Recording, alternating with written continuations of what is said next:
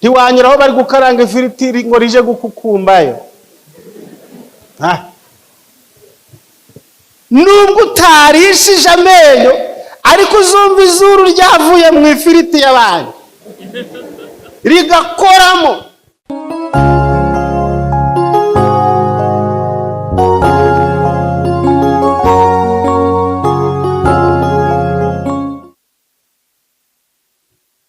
Nitwa Bararendeza Augustin, naje mvuye mu Majyaruguru muri Firidi y'Amajyaruguru y'u Rwanda, mu ntara ya Ruhanga mu itorero rya Musanze. Ndacyari muri bya byiringiro bizima, sindatakaza ibyiringiro mfite mu Mana. Kristo aracambereye inkingi nishikirijeho, kandi ndacyari ku rugamba rurwana n'ikiri mu bugingo. Sindageraho ndambika ibirwanisho, undwanirira aracyari kumwe nanjye. Ba maso udacumura.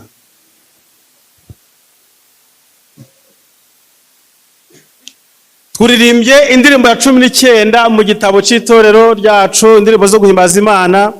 Indirimbo ivuga ngo ba maso udacumura. Ibyaha bigota bihora bikwegera cyane, bihora bikwegera cyane ngo utajya mu ijuru. Mume umusomyi uzi gusoma neza Ikinyarwanda amfashe gusoma amasomo yaringanirijwe ahangaha. Ngewe ndaje ndavuga ibyo avuze, arasoma umusomyi mume n'ikintu gikoresho, maze dufatanye kureba ko iyi minota twahawe twayikoresha uko imeze. Gusa itangazo nababwira nuko iyo umuntu ageze mu myaka nk'iyo mfite biramugora kuvuga bikeya, kuko mu birango 9 biranga umusaza, mu birango 9 biranga umusaza harimo n'ikivuga ngo avuga byinshi. Umwanditsi azi ngo kuki avuga byinshi, ingeso imufata yo kuvuga byinshi, ngo nuko aba yarabonye byinshi ashaka kuvuga mu gihe gito ashigaje. Cyambwira abantu bari mu itorero ryacu ngo mujye mugira umwanya wo guha abasaza ijambo. Iyo ushaka kumusaza apfa vuba umwima ijambo, arwara ubwigunge agapfa. Ariko umusaza iyo muretse akavuga arushaho kuzamura ubuzima n'igihe cye. Kwima umusaza ijambo ni icyaha mu bindi. Muje muri abasaza ijambo bavuge. Ntabwo narisabye mwarantumiye. Ibyo ngiye kuvuga mwarantumiye ngo mbivuge.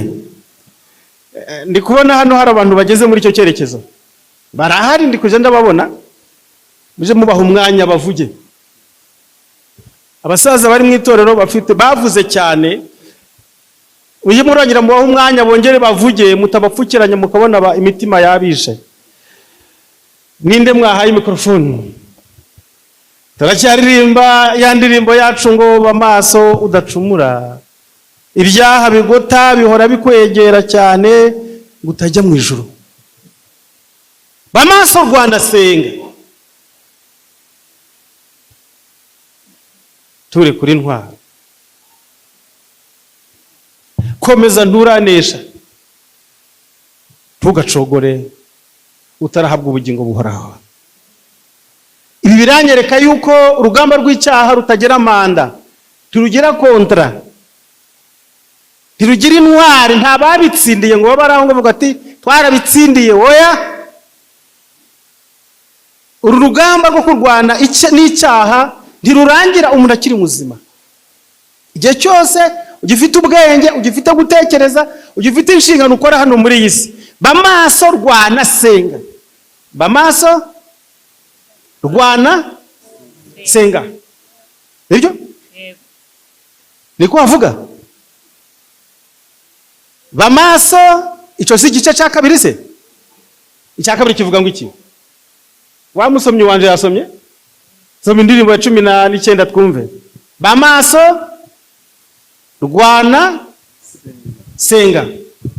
Icya mbere ngo ba maso udacumura, ibyaha bigota bihora bikwegera cyane gutajya mu ijuru. Se biba biri muri bisi, ni muri tagisi, bikwegera biri hehe? Ibyaha bituye he? Ko bikwegera wowe uburi hehe? Ngayo amasomo tugiye gusoma muri uyu mwanya. Uburi hehe? Byo biri hehe? Bikwegera mu yihe nzira? Ubisanga he? Bigusanga he?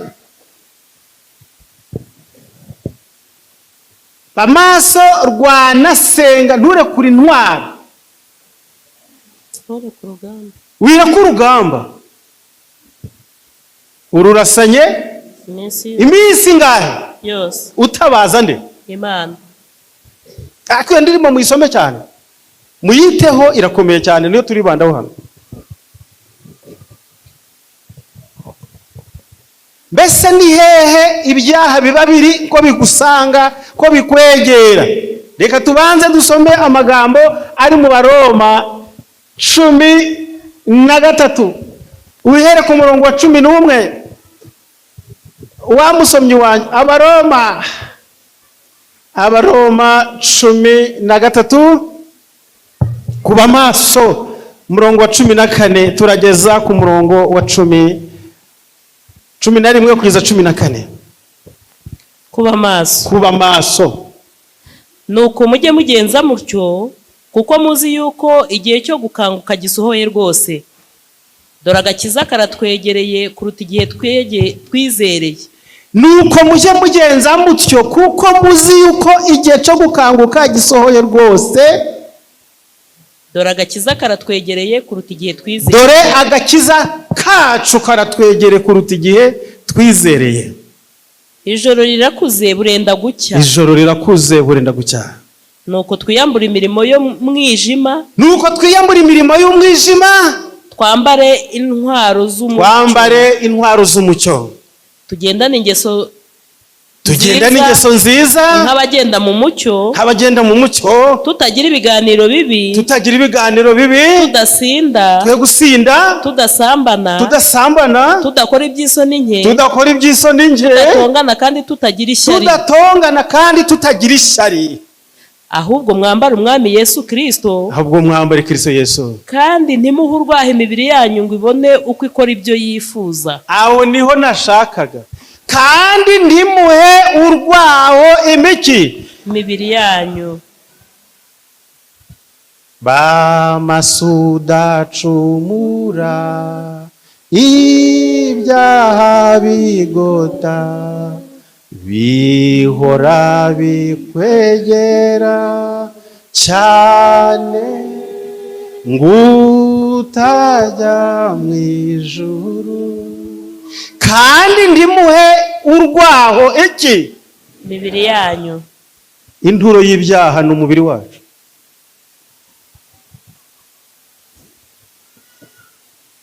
Ushobora gukizwa, umubiri ntukizwe. Warabatijwe ariko umubiri ntiwabatijwe.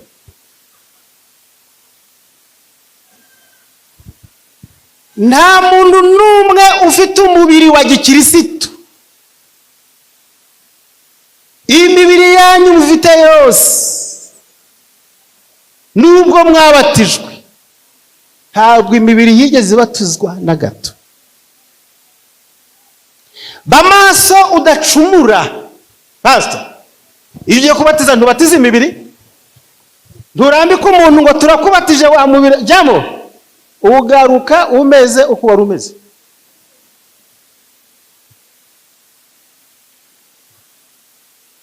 Abakristo hano bati uratubabaje, twarabatijwe. Nibyo ndabyemera ko mwabatijwe. None se kuki birivuze ngo kandi ntimuhe urwaho umubiri wabatijwe wawubuha urwaho ugakora ibyo wifuza kandi wabatijwe. Ubwo se ko wabatijwe ninde uri gusabwa kudatanga urwaho? Tubonyemo babiri, hariho utanga, hari n'usabwa. Nibyo? Usaba ninde? kandi ndimuhe uruki urwaho imiki ngo ibone uko ikora ibyo. Ariko mwasoma numve mama umurongo wa 14. kandi umurongo wa 14, ahubwo mwambara umwami Yesu Kristo, ahubwo mwambara umwami Yesu, kandi ntimuhe urwaho imibiri yanyu ngo ibone uko ikora ibyo yifuza. ekute, tega amatwi, kandi ndimuhe urwaho imibiri yanyu ngo ibone uko ikora ibyo yifuza. Utega amatwi neza muraho. Uyu mubiri ibyo wifuza ntabwo ari bya gikristo. Ndasubiramo, nta mubiri wabatijwe, nta mubiri ukizwa, kereka niduhabwa umubiri mushya tuzarwana nawo. Umwanzi wacu wa mbere nuwo dutuyemo hano. Nicyo gituma muzasoma ko ibyanditswe bidusaba kandi mwiyambure umuntu wa ryari, uwa kera niki n'imirimo ye. Mwiyambure umuntu wa ryari, uwa kera niki n'imirimo ye, mwambara umushya. Ni ukuvuga ngo uyu muntu wa kera ni uyu nguyu. Nugira uburangare umubiri uzagukoza isoni nubwo waba uri muri korari. Amaso ntiyabatijwe, nta muntu n'umwe ufite ijisho ryabatijwe, nibyo? Nta muntu n'umwe ufite ijisho ryabatijwe. Ntabwo ijisho ryawe ryabatijwe. Urwana naryo ngo ritareba aho ubujijwe kureba. Urwana naryo, ariko ni ukurwana naryo, ntabwo riba ritabi. Hari naho wowe warivanye ukumva ngiye ntarebyeho gake, wagaruka amaso yanjye. Ntabwo ugutwi kwawe kwakijijwe. Imyanda yose y'amagambo iba ku isi wayumva. Ibikuru bibi byose uretse kurinda umutima wawe ugutwi ko kurasakumba tikugira icyerekezo. Ubaye ufite amatwi yakijijwe ntiwakumva bakuvuze nabi. Ugutwi kwavuga ngo narakijijwe, cyo nabyumvise. Ubaye ufite izuru ryakijijwe ntiwanyuraho bari gukaranga ifiriti ngo rije gukukumbayo. Nubwo utarishije amenyo ariko uzumva izuru ryavuye mu ifiriti y'abandi rigakoramo. Kambabwiye inshuti zanjye,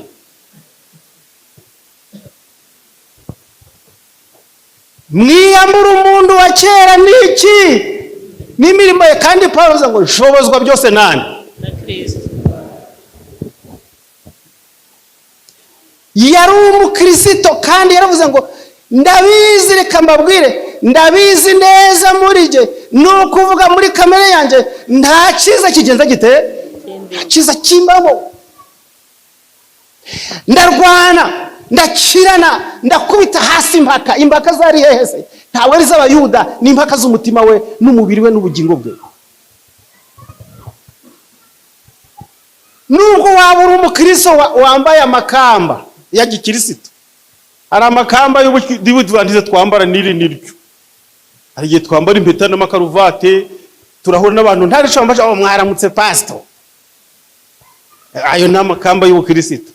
Ibyo byose ntibibasha imyaka umaze, inshingano ufite, uko witwa, ibyo wibwira kuri byo ntaco byamara imbere y'icyaha. Ushobora kuba igihangange ukabigitangaza mu myaka runaka, umunsi umwe ukarangara ugapfa burundu. Urangare, cyo ntuzibeshe, ndaguhakaniye. ntabwo icyaha kigira imyaka umaze. Abo ndi mu kiruhuko cy'izabukuru, ariko ntabwo ari mu kiruhuko cy'intambara y'umutima.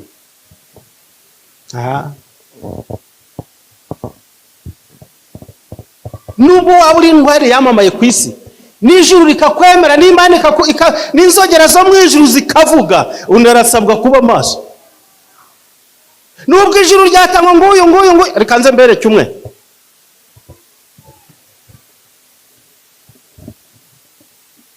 Reka tuje mu gitabo, wa mukobwa w'Imana, ngira mu gitabo cya Samweli. Reka tujye mu gitabo cya Samweli. Mundebere kamanze mbacira amarenga. Igitabo cya kabiri cya Samweli.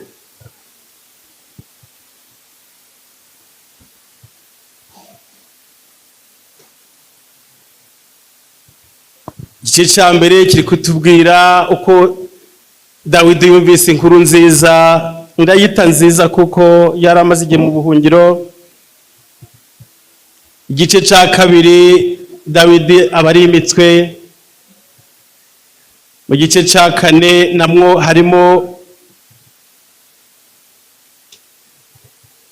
ibyabaye kuri Dawidi, nanone byaba abitwa ba Ishibosheti n'abandi.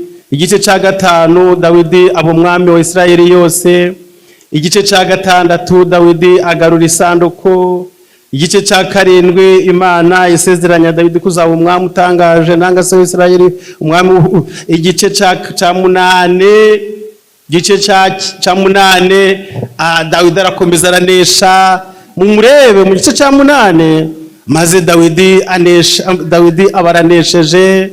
Maze tugeze mu gice cya 9 Dawidi agirira imbabazi no kwitura uwamugiriye neza.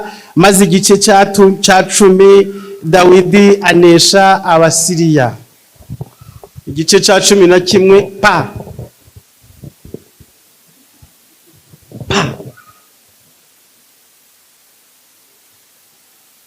igice cya 11 kiti we unafanya nini wewe? Wagize ute hano? Dawidi wari igihangange mu kwizera. Dawidi Imana yamutangiraga ubuhamya ngo nguyu muntu ufite umutima nifu nishimira n'uyu nguyu. Dawidi wababariraga ba Sawuli. Uzamurebe Dawidi, Sawuli amusanze mu buvumo,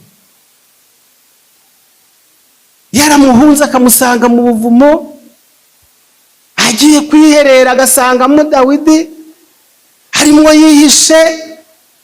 Sawuli ntamenye ko ari mwari.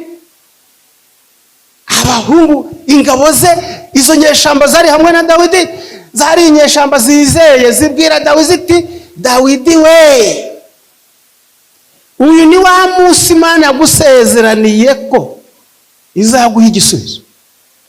Dore nguyu umwanzi wawe. Dawidi ahagarara mu bukirisitu,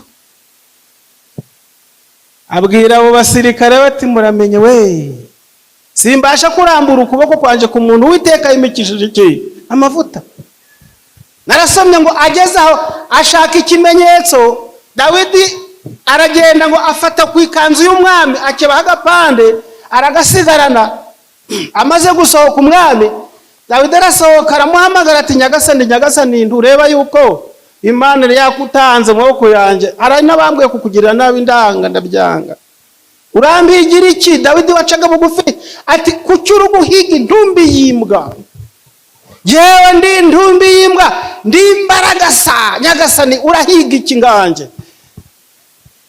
Nasomye ngo maze Dawidi agira umutima uhana no kuba yakase ku kanzu y'umwami, byonyine bimutera umutima uhana. Uyu muntu yari intwari. Hari igihe Sawuli yigize guterwa n'abadayimoni, bisa naho agize imyuka mibi, nuko Dawidi akaje kumucurangira. Dawidi yaramucurangiraga ya myuka ikamugabiza Sawuli agategura gahunda yo kumwica. Igihe Dawidi bari ari gucuranga ngo yabaga amaso akareba imirya y'inanga, akamenya igice arakurikizaho cyo kuririmba, akareba ahantu icumu rya Sawuli rishinze, akareba n'ikiganza cya Sawuli, byose akabikorera umwanya umwe. Igihe Sawuli yajaga gushingura icumu ngo amutere, Dawidi yabaga yaribonye kare, ngo byamusabaga umuhate mwinshi, akarimutera agasanga yaryitaje yagiye. Ariko Dawidi wari intwari atyo, Dawidi wari igihangange atyo. Hari naho muzamusoma ngaha, icyo gihe yaratashe adahitanye Dawidi, agataha ari kwivovota, turi umwana w'Imana, uri intwari, uri iki. Ageze iwe ati harya Sawuli twamusiza, Dawidi twamusiza ngo tutamwishe, bati nyagasani watugaruye kandi twe tumubonye. Ati dusubire. Barongera basubirayo, bakumugenza baramuhiga, aho bari bageze barananirwa, baracumbika. Ariko bacumbika aho munsi aho Dawidi n'ingabo ze bari, bagisinziriye, ingabo zose zakikije, barasinzira. Nuko Dawidi afata umwe mu basirikare ati muze tugende tuje kureba ziriya ngabo tuzitate turebe. Bahageze basanga bose basinziriye, baranyonyomba muri basinziriye, bagera uruhande rw'umwami aharyamye.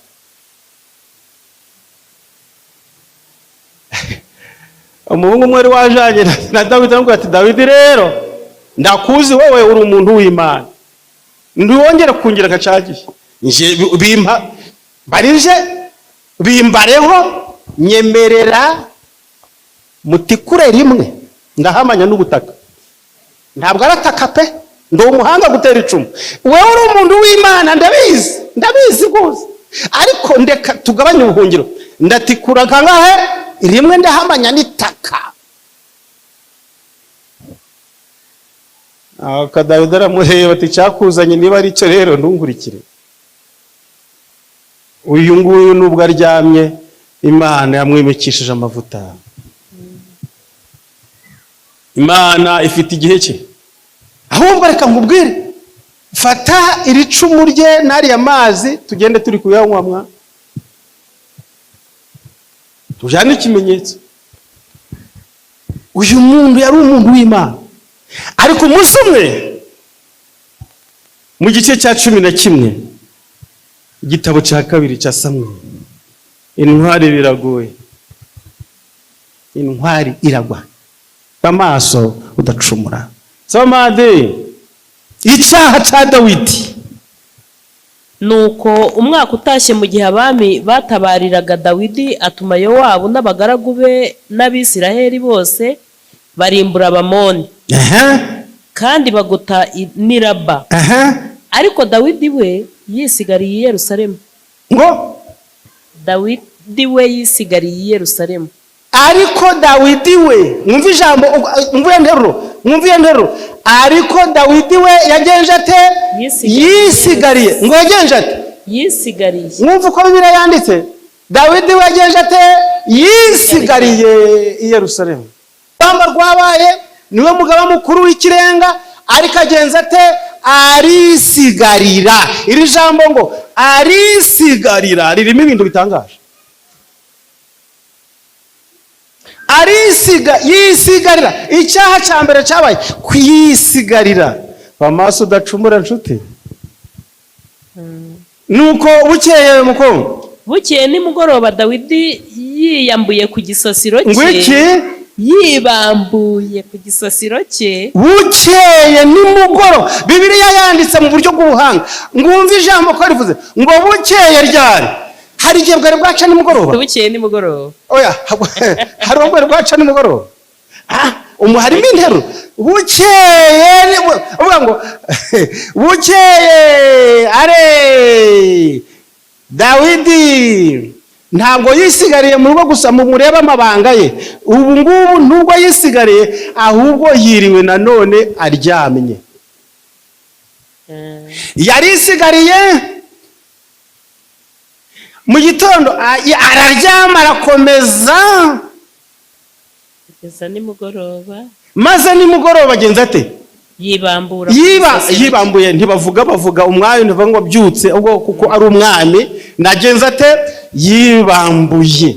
Ubwo yiriwe mu gitanda, abuze ibindi akoramo, abandi bari ku rugamba birakomeye, we Dawidi ariryamiye, yumva igitanda kiramurambiye, abaribambuye, maze nsomera uko byageze. Yibambuye ku gisasiro cye, agenda hejuru y'inzu y'umwami. Akora iki? Agenda. Ibintu bitatu bikomeye. Yari isigariye, ariryamiye, aribambuye, noneho ari kugendagenda. Ijambo kugendagenda muri byo bivuga ni ukugenda utagira igihe, ngendo zitari ngombwa, ni ukubura uko ubigenza. Kugendagenda ntabwo ari ukugenda, ahubwo ni kugendagenda. Aragendagenda. Agenza ate? Aragendagenda. Hirya yo kugendagenda rero arakomeje, aragendagenda. Cyosoma muko aragendagenda, maze ahagaze hejuru aho ayiwe abona umugore wiyuhagiraga. Ngwiki yari umugore mwiza w'ikibero. Kagira inkuru. Dawidi amubonye atuma kubariririza uwo mugore uwo ari we. Nawe umukobwa w'Imana, nawe ntegera amatwi unyumvire ibintu, utega amatwi wumve. Dawidi w'igihangange mu by'umwuka yari isigariye, aragendagenda, ariryamira, aribambura, arareba, abona umugore wambaye ari kwiyuhagira. Muri mwabona abagore bari kwiyuhagira? Abagabo nimwe mbajije, wenda wabonye uwawe uwo ntacyo muvuze. Wari wabona umugore w'abandi, undi mugabo ari kwiyuhagira ukamwitegereza?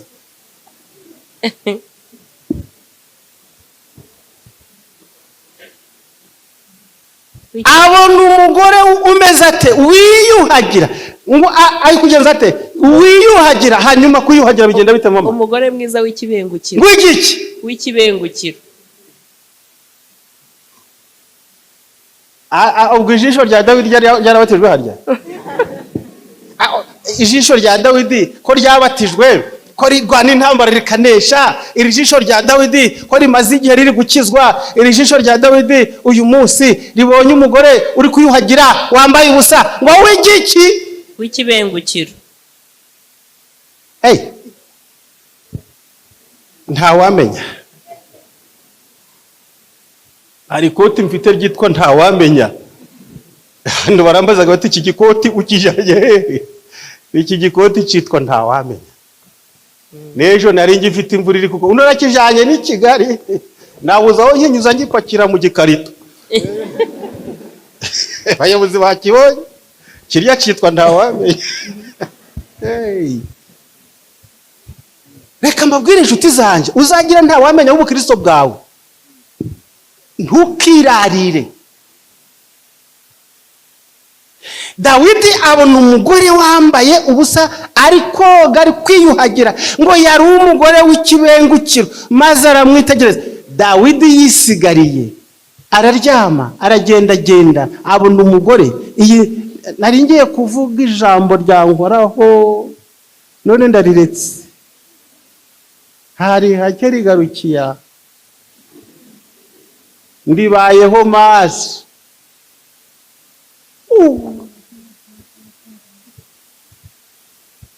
Agiye kongera ngo maze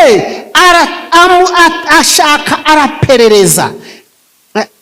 Guperereza harya buriya kubaririza. Harya nukubaririza? Kubaririza. Ubwo siko guperereza? Harya guperereza ni Kinyarwanda? Ni uruhe rurimi? Kuperereza. Kwanda perereza. Kuperereza ni Kifaransa? kuperereza, ariko anaperereza. Kuperereza, kubaririza, no kubaririza ni lugha ya Kiswahili. Kuperereza, arabaririza, mumbaririza, aja mwiperereza, mubashinzwe iperereza bati uwo mugore mumbaririze nuwande, uyu mugore umeza cya wamataye amaza ufite byose yarabisobanuye. Hari n'abandi bamubonye baramusubiza ngo iki mama, iperereza rigera kuki? Ati si Batisheba mwene Eliyabu, si Batisheba umukobwa kwa Eliyabu, umugore wa Uriya w'Umuheti, kandi si umugore wa Uriya w'Umuheti. Dawidi awe yes Umuheti. Kumbe mbega okay, mbega kumbe ntabwo ari Kinyarwanda arashokera. Mbega umugabo we ari ku rugamba, mbega uriya mugore ntaheruka umugabo. Okay, ya nabyumvise. Okay,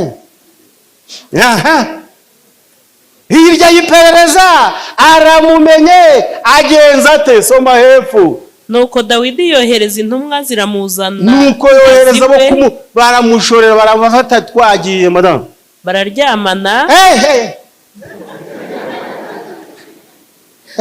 Ariko rero hari abantu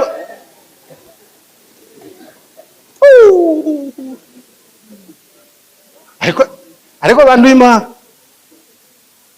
baramuzana, bamumugeza imbere bati nguyu twamuzanye, bamugejejeyo ngo bagenza bate? Bararyamana kuko yari yitunganije akiza imyanda, none se ndi hagati asubira iwe. Yari yakarabye se, yari yitukuje, hari uko atari yagize. Wiki ngo iki? Bararyamana,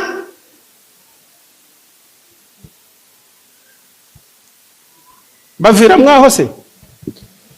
Bukeye arasama, atuma kuri Dawidi ati ndatwite. Ayiwe, hari inkuru y'abagabo, habaga inkuru y'abagabo ngo Bibiliya yavuze ngo bukeye, ubwo se yagiye atasamye. Yego. Bibiliya yavuze ngo bukeye agenza ate? Arasama. Oya, yagiye yasamye, ahubwo yabimenye haciye agahenaka, amenya ko byabaye. Amenya ko byabaye, ati burya karabaye, irya joro rya Dawidi ririmo umwana, kandi uyu mwana sinzashobora kumusobanura. Umusirikare agiye ku rugamba, ntanda mfite, umunsi yagarutse akayinsangana, nzafatwa n'urubanza rukomeye, kandi nyiri urubanza n'umwami. Amutumaho, agenza ate? Amutumaho. Babandi bashinzwe iperereza, muze hano mugende mumubwire ngo rya joro uwamuteye inda aratwite, kuko yaryamanye nawe babizi. Sibo bamuzanye se?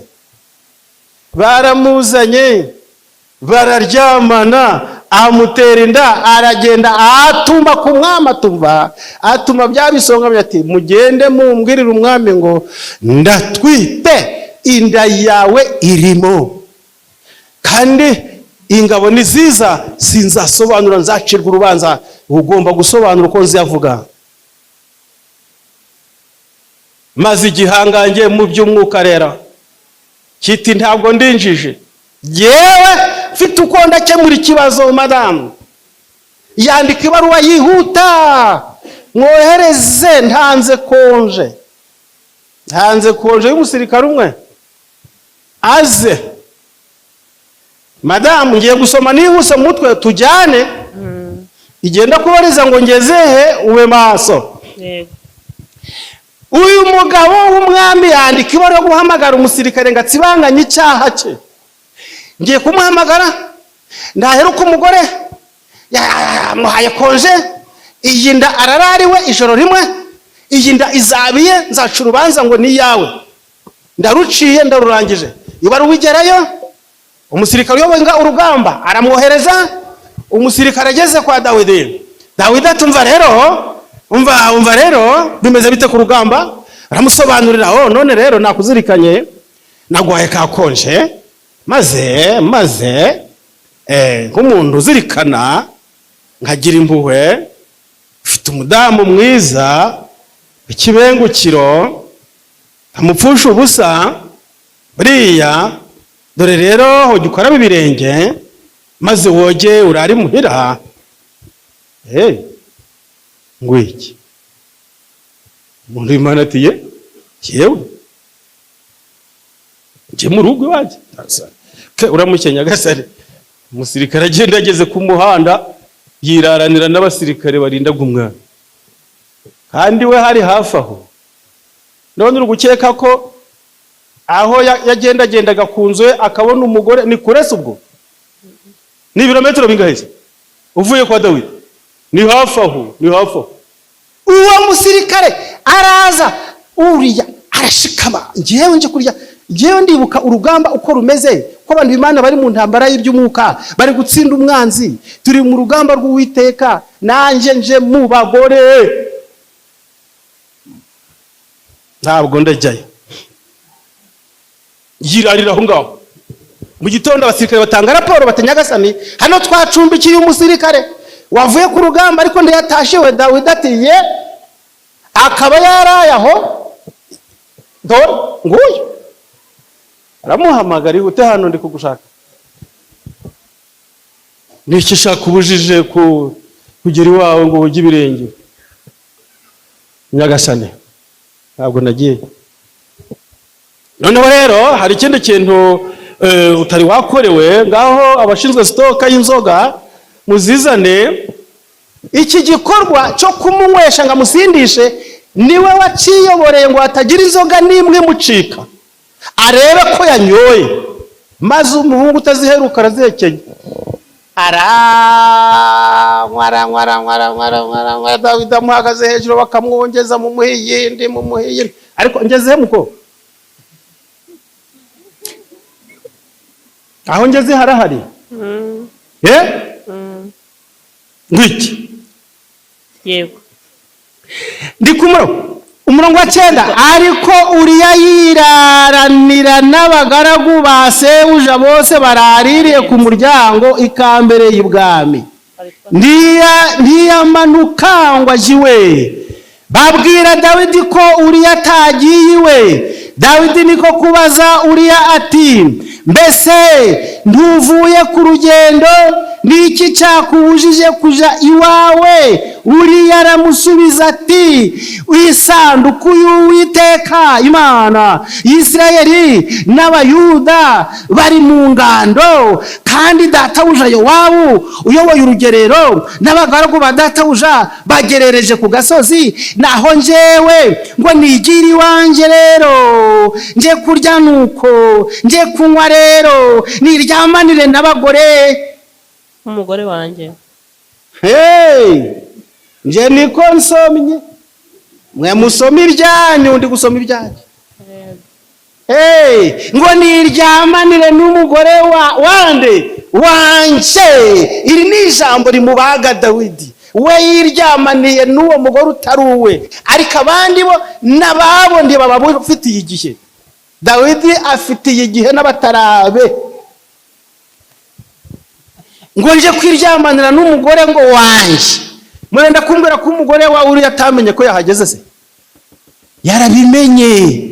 Uyaje ntiyagera mu nzu, ndeka da, umugabo wawe ngo yuzuye umwuka asubiye ku rugamba. Dawidi, umva ijambo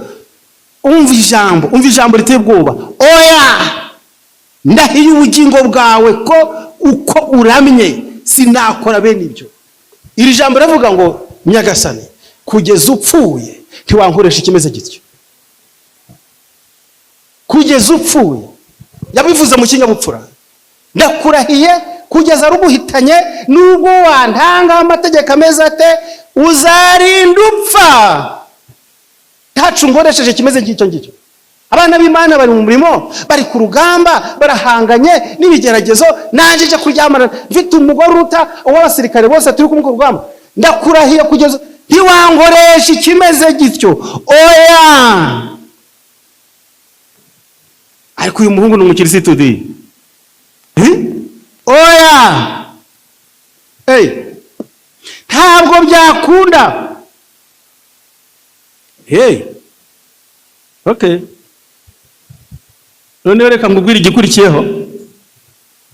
Dawidi abwira Uriya ati, sibira hano uyu munsi, ejo nzabone kugusezerera. Nuko Uriya asibira i Yerusalemu uwo munsi na bukeye. Dawidi aramuhamagara, ararya, aranywa, amuri imbere. Ari hehe? Amuri imbere. Niwe wayoboye icyo gikorwa. Amuri imbere. Ngaho rya, ngaho nywa. Soma aho ngeze muko. Ngaho rya, ngaho nywa. Ari imbere y'umwami. Amuri imbere. Aramusindisha.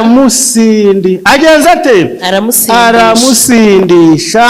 Maze nijoro arasohoka ajya kwiryamira ku buriri bwe hamwe n'abagaragu ba shebuja.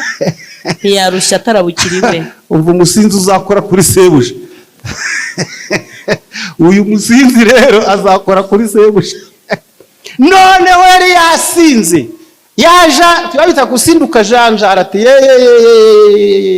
yewe Dawidi we, ubu noneho nakunaniye ndi muzima, hari n'ibyo nashobora, ubu no gusinda nagenje nde.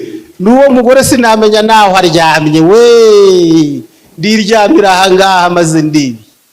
Uri kunshora abagore ngo nuko nasinze, ntabwo ndajyayo maze nde. Uwiteka anshoboze byose, nubwo nasinze ampe gutsinda ikigeragezo cyawe. Reka nkubwire, hari inda izakora ku mugabo, hari inda zizakora ku bagabo. Buriya muzatangara, hari abagabo benshi bateye inda bagashaka uko ziravamo, akicuza uwo munsi, akawicuza.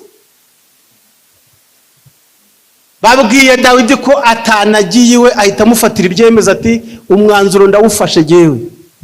We sawa, ibaruwa are urubanza ndaruciye urwo gupfa. Umuyobozi w'ingabo we, ako gahungu ibyaha aramubesha arabyo ntazi, amutangira raporo n'icyari cyakazanye kangaha gahungu ndagatanze mu ngabo, maze mushokora urugamba mugasigeyo, ntiwagire ugaterera, ntagire ukarwanirira, numve mumpaye raporo y'umurambo we, nta kindi.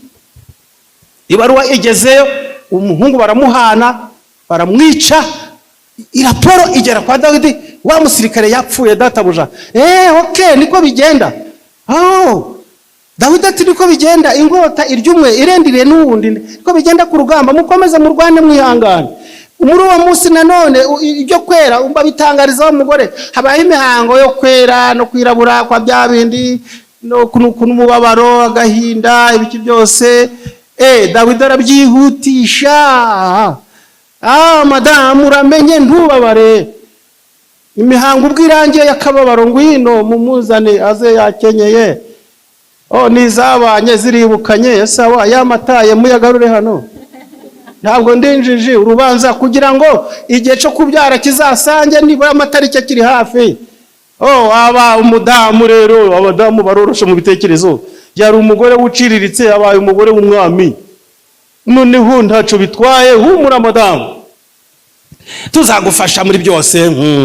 Iyo nda tuzayisinyaho, sawa, humura nta kibazo. Okay, murakoze Nyagasani. Ibirori biratangiye, abaririmba bararirimba, umugeni yageze mu nzu, umudamu aratuje, ibintu byose ni barabara, sawa. Kirogoya ibiraje, abahaje kirogoya ngo ibirori birarogowa, kirogoya abaraje. 12 bukeye Uwiteka atuma Natani kuri Dawidi, ageze aramubwira ati gukira databuja Nyagasani habaye ibikomeye, madamu tugendane ntusigare. habaye ibikomeye nyagasani muri iki gihugu cyawe, ishano ryaguye, hariho umukire, umukungu ufite intama n'udutama, ufite byose ndacabuze, hari n'umukene ufite agatama kamwe, kanda ako gatama kamuhoraga mu gituza, akagaburira kari mu ntoke ze, kakamushusha, akagashusha, mbese ako gatama bwari ubugingo bwe nyagasani. Maze wa mukungu ufite amatungo menshi, wa mukungu w'umuherwe abonye abashyitsi, aragenda afata akagatama akavuvunura mu gituza cya wa mukene, maze arakabaga, akagaburira abagaragu be, akagaburira abashyitsi be, akagaburira inshuti ze. None uwo mutindi yasigaye amara masa nyagasani, mu gihugu cyawe habaye ibintu bicitse. Umurongo wa 5, maze Dawidi ahera arakarira uwo mugabo cyane, niko kubwira Natani ati, ndahiye Uwiteka uhoraho, umuntu wakoze bene ibyo akwiriye gupfa, kandi azarihe umwana w'intama 4, kuko yakoze ibimeze bityo kandi kuko atagira impuhwe. Ndahiye Uwiteka ko uwo muntu narara kuba ubutaka Uwiteka bimbura. Ngo kubera uburakari Dawidi, hari ubusitani bwagenewe umwami warakaye, ngo azengurukemo ariko ugabanya umujinya. Ngo abagaragu bose babonye Dawidi afite inkota ariko uzenguruka muri ubwo busitani bw'uburakari, ngo bose imitima yabo iratitira bati, urubanza ruraciwe, ninde udupfuye, ninde ugiye gupfa muri aka kanya? Dawidi dore uko yabaye, ninde wakoze ishyano? Dawidi aragaruka areba mu maso y'umuhanuzi avuga ati, igisigaye ni kimwe Natani we, muyihe karitsiye, muhe mudugudu, ariko nta handi ntashobora kongera kuryama uyu mugabo atarapfa. Ntabwo ndi buryame uyu mugabo atarapfa. Ninde ndagiye wingereza? Igisubizo soma mama. Nuko Natani abwira Dawidi ati, erega uwo mugabo ni wowe. Soma uko byanditse mama we. Nuko Natani abwira Dawidi ati, erega uwo mugabo ni wowe. Uwo mugabo ni wowe. Tangara mama we. Uwo mugabo ni wowe. Uwo mugabo ni wowe. Uwo mugabo ni wowe. Ngoye. Uwo mugabo ni wowe. Hari isaha y'abagabo. Uwo mugabo ni wowe. Nta wundi. Uwo mugabo ni wowe. Ndebera igihangange Dawidi kirarangaye, reba uko bikigendekeye. Muri mwese harusha ubukristo Dawidi. Ibi uwaza n'ubuhamya bwa Dawidi n'ubwawe mwarushanwa ukamusiga ibirometero bingahe? Arangaye mu maso, arangaye ku mugore, yikubita hasi, ararambarara. Bamaso utagenje ute? Icumura. Dawidi rero abariririshije, ararirashenguka. Muzasomeza buri 53 51 ayi Uwiteka we ni wowe Mana y'imbabazi, nakoze ibyangwa n'amaso yawe, narahemutse naracumuye. Ararira. Yes, Imana iramubabarira.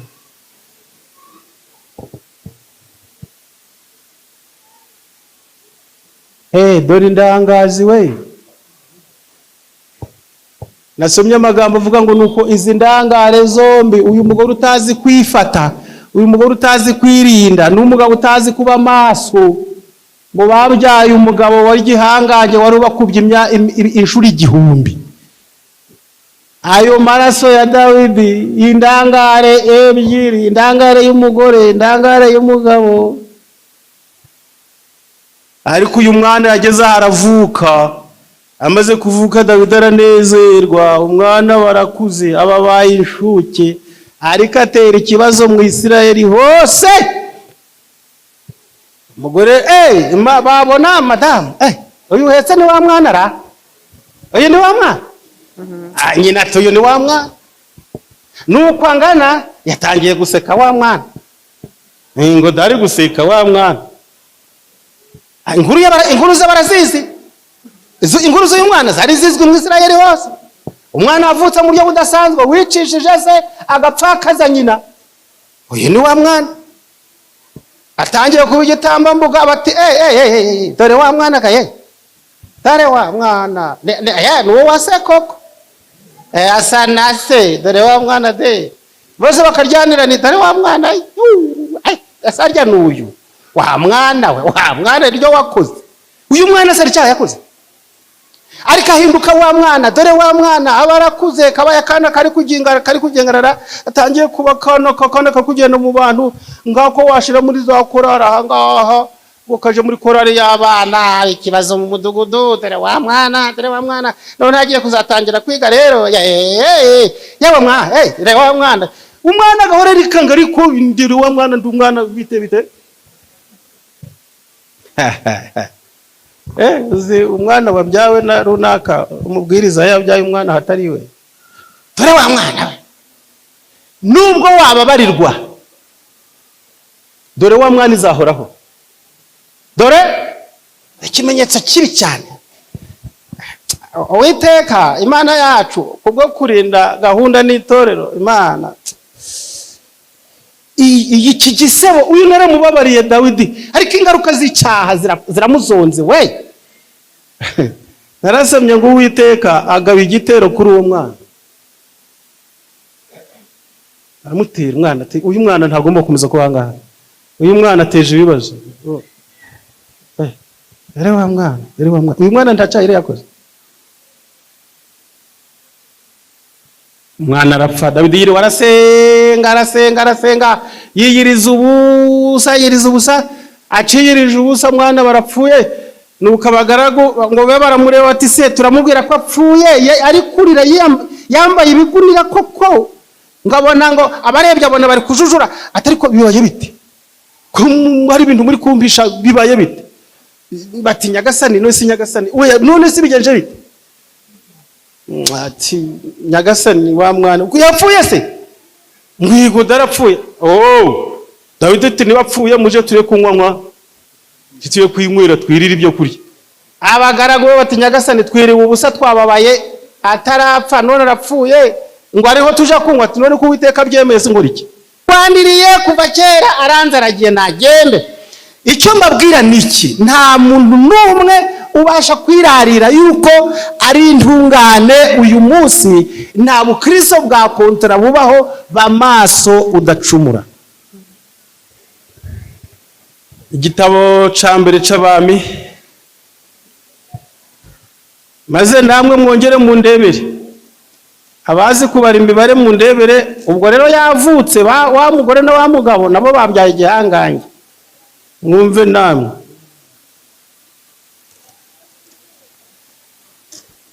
Igitabo ca mbere c'Abami, igitabo rero turasoma igice ca mbere. Dawidi akiriho yimika Salomo. Yemwe Salomo abarimye abagihangange. Igice ca kabiri Dawidi aragasoramo, ubwo muhaye byose. Yewe muzasome icyo gice ca kabiri cyose, muzagisanga mu butwari bwa Salomo.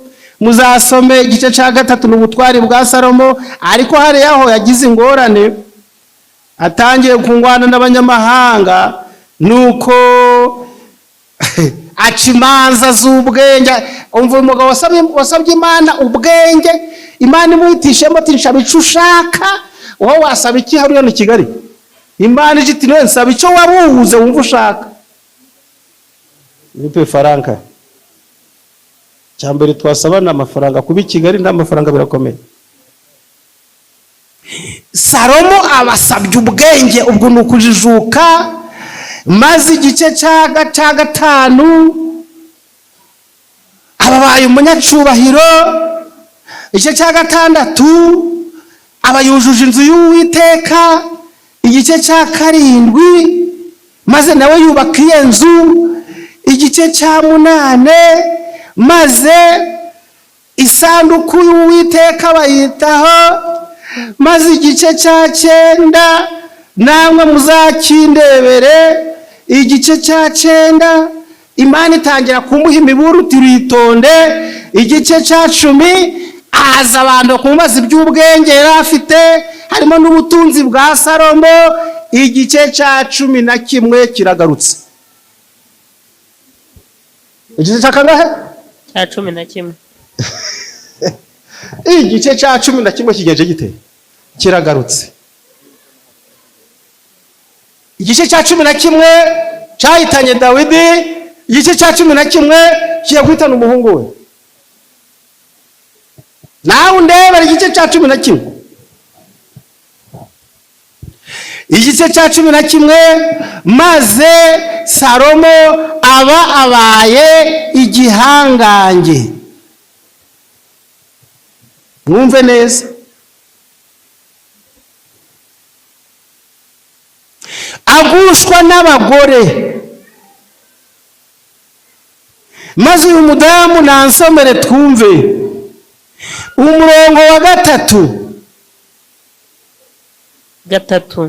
Igice cya 11 igitabo cya mbere cy'Abami 11 umurongo wa 3. Soma numve. Yari afite abagore b'imfura 700. Yari afite abagore b'imfura b'insezeranwa 700 n'ab'inshoreke 300. afite n'indaya 300. Mwumve neza. Nuko abagore babayobye umutima. Kaze twumve abazi imibare abo bagore ni bangahe? 1000. Mwebwe muzi imibare? Ngwiki? 1000. Umva iki gihangaye.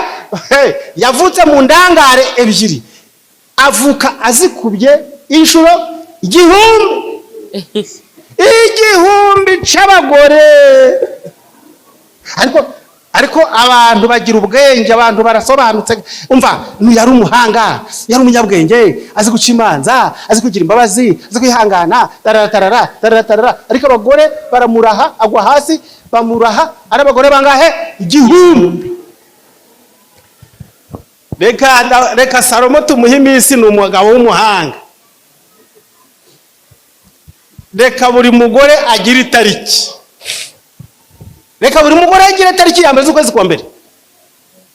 Azagaruka tariki indi, azagaruka aho ngaho nyuma y'iminsi ngahe? Ngwiki? Nyuma y'imyaka ingahe? Imyaka 2 n'igice. Ni imyaka 3. Hafi 3. Ni iminsi 1000. Maze nawe undebere umugore wa mbere, uwa 20, uwa 50, uwa 225, uwa 280, uwa 390, uwa 704, uwa 782, 905. Koma. Umva icyo gihangange data we. Umva umunyabwenge wahawe ubwenge n'Imana. Turenda kwirarira muri twe, ninde ufite ubwenge yahawe n'Imana? Abagore 1000 umva baramuzereza. Aburya abagore n'umwe aragusaba ubutwari. Umwe aragusaba ubukristo bw'ubutwari. Umwe kandi nawe wumwizera. Umugore witeguye isabato nubwo yaba yamaze kuyitegura, nawe umugabo ari kugusaba kugira ubutwari mu Mana. Umwe ngaho gira 2, 3, 5, 10, 20, 100, 200. Isoko ryaremaho, isoko ririmo abagore 1000 riba ryoroshe. Isoko ririmo abagore 1000. Isoko ririmo abagore 1000 uri kugira ngo riroroshe. Aha muri rusengero wahamagara abagore mwaba 1000. Ngaho tu abagabo musohoke mbara abagore, reko ndabona abagore 1000 bicanga. Ndebera iteraniro ry'abagore bangahe? 1000, kandi bose bakeneye umugabo. Ese abagore b'umwami barasambanaga. uzi ko bafite ababarinda, bari aba Salomo wenyine, abagore bangahe? 1000.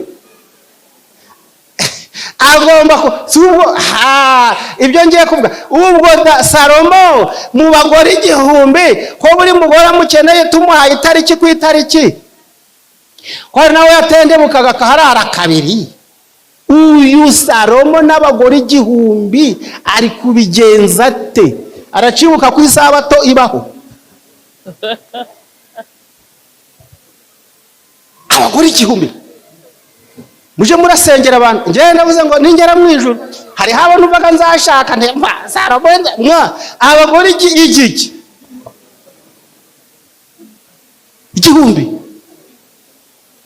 baramuvuze, baramuvuga, baramunegura. Abagore bazi kuvuga, baramuvuga, barongera bamuvuga. Sageze ku bakangahera ari kuri 750 mama we, ari kuri 420.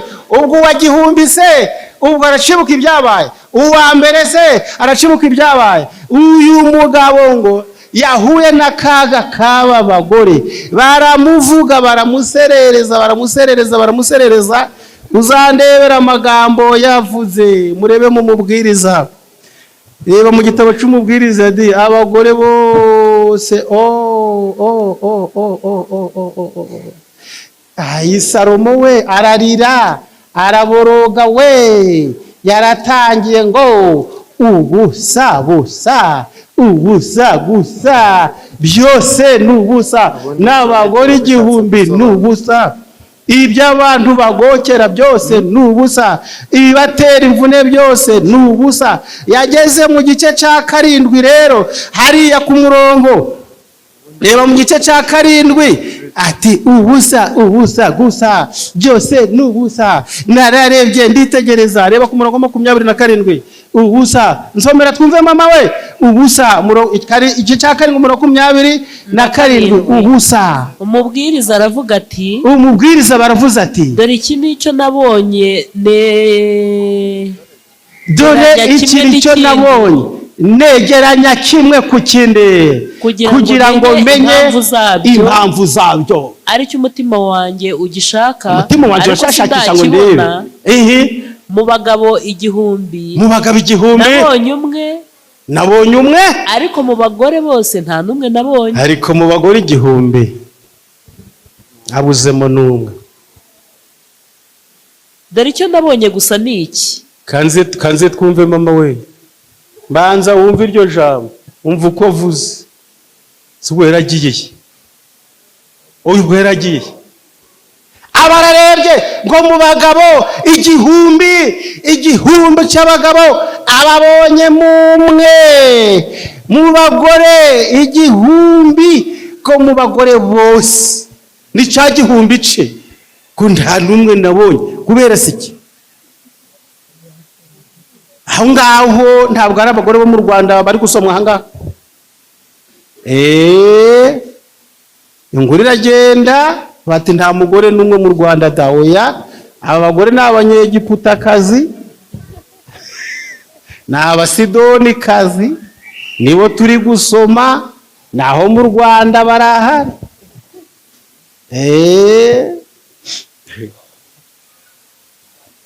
Uyu mugabo ngo ntabwo Salomo mu bagabo yabonye, ngo ntiyabonye Adamu watsinzwe n'umugore n'itunda, ngo ntabwo yabonye Aburahamu watsinzwe nawe na bya bindi, ngo mu bagabo yabonye ntabwo ari runaka baza bya bihangange byose. Umugabo yabonye ngo ni Kristo w'i Karuvari wenyine. Naho na se Dawidi wapi, na Salomo ubwe wapi, Adamu wapi, Nowa no, Abraham no, na Mose byamukozeho. Mu bagabo ntabwo Mose yararimo. Mu bagabo yabonye muri riyerekwa rye, yabonye umugabo umwe ari wa Kristo w'Imana, niwe mugabo w'abagabo ukiza abagabo. Nsoza, ibyaha dukora, ibyaha biri hano kuri isi bigizwe n'ingingo enye zikomeye. Hari ibyaha tutabasha no gusengera ngo bikire. Dore ibyaha tutasengera ngo tubikizwe n'ibi ngibi. nubwo wasenga ugapfukama ugakoboka, hari ibyaha ugomba kubanza gufata icyemezo wowe ubwawe. Ibyaha bya mbere ni ibyaha biterwa n'ubunebwe no kutagira icyo ukora.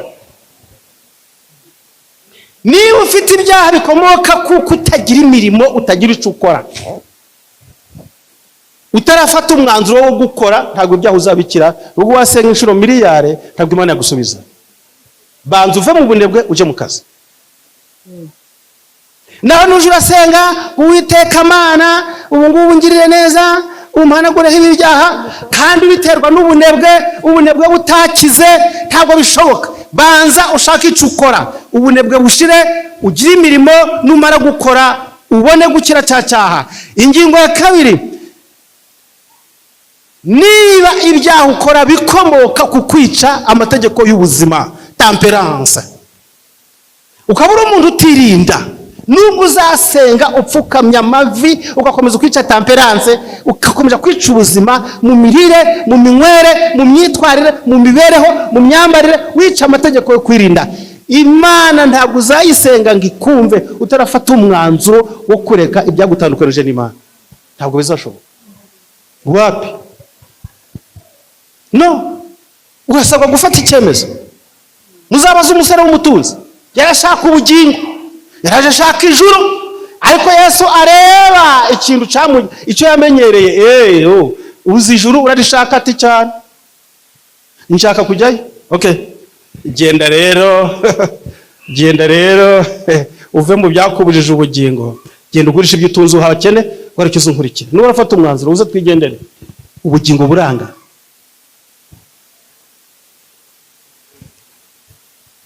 Ingingo ya gatatu,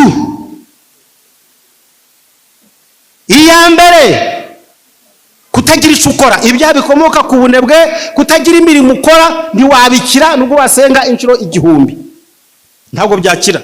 Kera kufasha umwanzuro ugakora, nubwo waterura amabuye, nubwo wakwikorera ibikoba by'inturusi, nubwo waje emera ukore, nudakora ntabwo uzakira iki cyaha. Kabiri, kwica amategeko y'ubuzima. Niba ibyaha ufite biterwa bivuye ku kwica amategeko y'ubuzima, nubwo wasenga inshuro miliyari utafashe imyanzuro kubireka, ntabwo uzagikira. Gatatu, kuba mu mwanya utabukwiriye kuburimo. Ndebara Dawidi ari kugendagenda, uriya mwanya wari uwe, arisigarira ibyaha byo kwisigarira. Ari mu mwanya yakagombye kubana n'ingabo ze, none ari kwigendagendera. Ubwo rero ikiramuhitana ni ukuba ari mu mwanya udakwiriye aho yakagombye kuba ari. Nibura utagomba kuba, niba uri mu itsinda ry'abantu utagomba kubana nabo, niba ubana n'amabandi uzabibandi, niba ubana n'indaya uzabayo, niba ubana n'abanyamashyengo uzaba uwo, niba ubana n'abanegurana uzaba uwo, niba ubana n'abaririmbyi uzaba umuririmbyi, niba ubana n'ababwiriza uzabwiriza.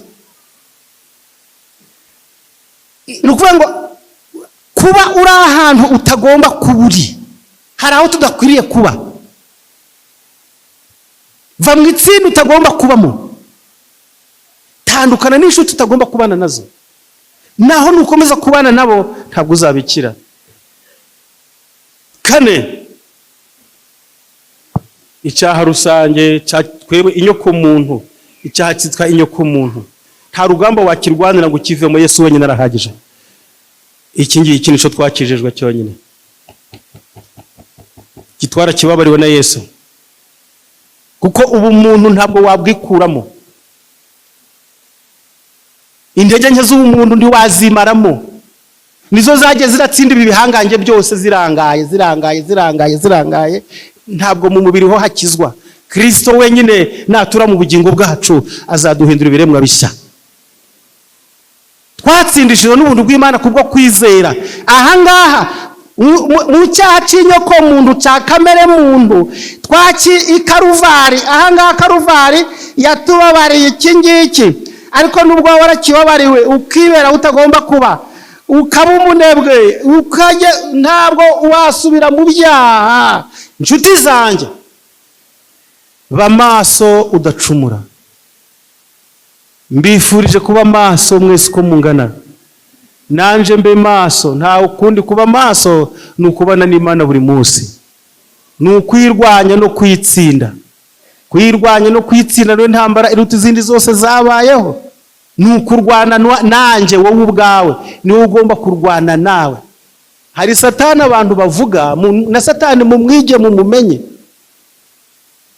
Satani tugomba kurwana nawe ntabwo ari wawundi Yesu yatsindiye i Karuvari. Uwo nguwo ntabwo Yesu yamutugabiza, ntabwo yamutugabiza ngo turwane nawe, yaramwitsindiye ku cyo giti. Ahubwo aradusaba kurwana n'ubusatani bwacu. Kwirwanya no kwitsinda niyo ntambara iruta izindi zo zabayeho. Yesu yatanze urugero avuga ngo ijisho ryawe ry'iburyo nirigushuka rikakugusha urigenza ute? Ni ijisho rya Satani ni iryawe? Ni ijisho rya Satani? Yesu yavuze ngo ijisho rya Satani? Oya, ahubwo ubuzima bwacu, imibiri yacu irimwo amarembo, noneho aho ibishuko byinjirira ngo birwane n'umutima wa gikristo. Ijisho ryawe ritaritabare, izuru ryawe riri mu mwanya, wiryemerera icyo rivuga cyose. Satani watsindiwe i Karuvari ntabwo Yesu yamutugabiza, ahubwo aravuga ngo umwanzi w'abantu Satani hore none abaye cibwa araciwe. Ahasigaye rero ntanze uburenganzira umuntu wese arwara intambara atsinde, kandi muri nje muzatsinda, muzanesha. Nuko rero kwirwanya, Yakobo yaravuze ngo nta kindi cosha umuntu yoshwa n'ibyo agenjate. Ibyo musubize, umuntu yoshwa n'iki? N'ibyo ararikiye. Irari ryawe rigenza rite? Riratwita irari ryawe rikabyara icyaha mu bugingo bwawe. Nidushobora kwirwanya rero, kandi ku bwa Mwuka Wera twahawe nk'umwarimu, tuzabasha gutsinda. Nshuti zanjye, nitwegurira Yesu ububasha bwe, kwirwanya no kwitsinda tuzabihabwa. Tuzahabwa inzira yo kurwanya ubugingo bwacu bwa kamere y'icyaha, kandi ku bwa Yesu tuzatsinda. Bamaso utagenza uteye udacumura, bamaso rwanasenga. Umwanditsi w'umuhanga yaranditse ngo abanzi 1000 babasha kugutera amacumi 1000 yose ukayarokoka, ariko icumu witeye rimwe ntiwaryihusha. Satani yakugabaho ibitero miliyari, yagaba ibitero by'uburyo bwose, yazana ibigeragezo n'abagore bambaye ubusa, yazana abagore n'ibindi byinshi ntavuga si abagore bonyine, n'ibindi biri kuri isi yacu. Ariko kubw'uburinzi bw'Imana nitwireka mu biganza bya Yesu, tutabaye nk'abandi twabonye, tuzahora dutsinda iteka ryose. Tube maso rero kandi tuzatsinda mu izina rya Yesu. Bangahe bavuga bati Yesu uduye kuba maso, turwane intambara kandi tuzatsinda. Umurambura ibiganza byanyu. Mwuka w'Imana adufashe kurwana no gutsinda, kandi mu Kristo duhabwa ubugingo bushya kubwa Yesu umukiza wacu.